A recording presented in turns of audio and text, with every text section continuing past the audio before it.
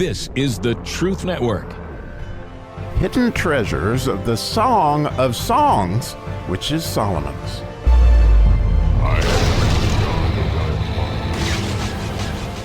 As we are coming in for a landing on the Song of Solomon, we're in the last chapter, the last couple verses. And this particular verse, the 13th verse, would be the Mem verse, which, is related to the Messiah in so many ways. And this verse, honestly, it got in my heart many, many years ago, and I've reflected on it for years because it tells us something very important, because these are the last words that Jesus, or, the groom, was going to say to his bride before the end of the book. And, last words are very important, and these often ring in my ear because it means so much. But honestly, as I was studying it today, I saw something I hadn't seen before. So how exciting. We're going to get to talk about that. So I'm going to read it in English. It says, "Thou that dwellest in the gardens." Again, this is Jesus speaking, or Solomon.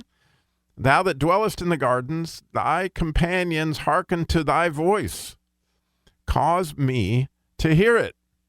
So, I've reflected many, many times that Jesus definitely wants to hear our voice. And I can't help but note that there in John chapter 15, which is very much related to this passage where, he is the vine and we are the branches, the whole thing, talking about the vineyard the whole time. You might know that right as you come into a landing on that, he says, if you ask for anything in my name, it'll be given to you. In other words, he's asking once again to hear from us.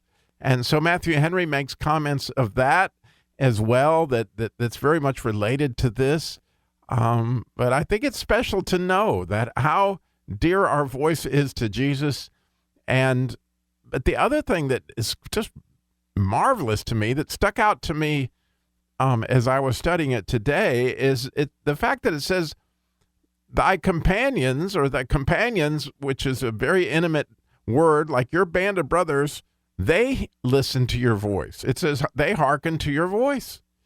And when you think about it, throughout the whole book, we've been studying these daughters of Jerusalem that we've been conversing back and forth with. We're very much listening to the Shulamite, and very much, this is the worshipers. This is the church. And the church wants to hear your voice. They want to hearken to your voice as well as Jesus wants to hear your voice.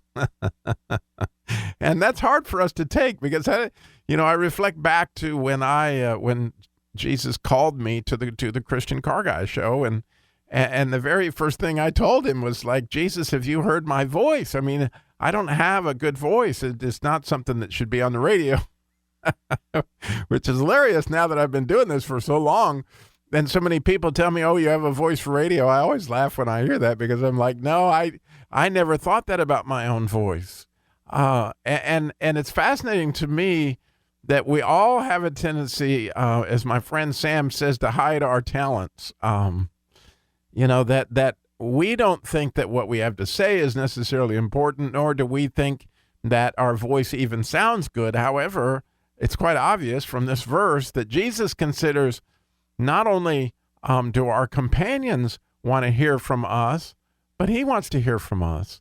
And so as you go out there and express yourself, because I love the way that says, cause me to hear it, is the word Shema, which you may know in Hebrew, the Shema is this, hear, O Israel, the Lord is one. The idea is that we're supposed to hear God, but here he's asking to hear us. He's got his own Shema going on here. And the way it says caused me to hear it, there's a hey there. And that letter hey says, it's saying to express yourself. Express your feelings to me. I want to be intimate with you. I want you to be intimate with your companions. And as we get real with people, as we get real with Jesus, right, then we touch heaven.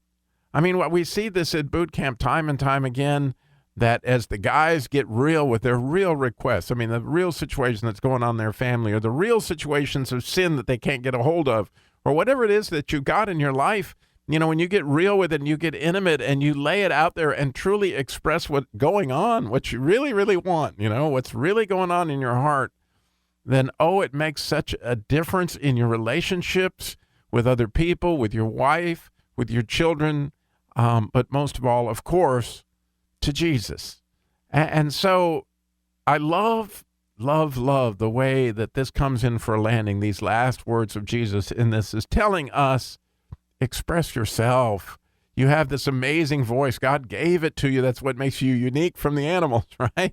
I mean, they can bark or whatever they might be able to do to communicate, but they don't have the voice of the beloved.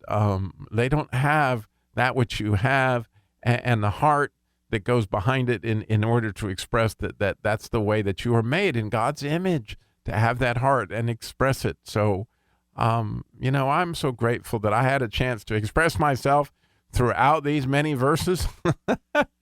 and I marvel at how much I have delighted in this as I'm coming into the last 2 days of my word for the year, which has been delight.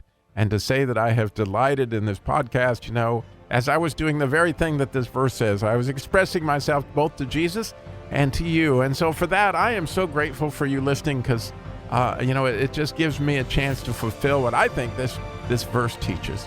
Thank you so much for listening.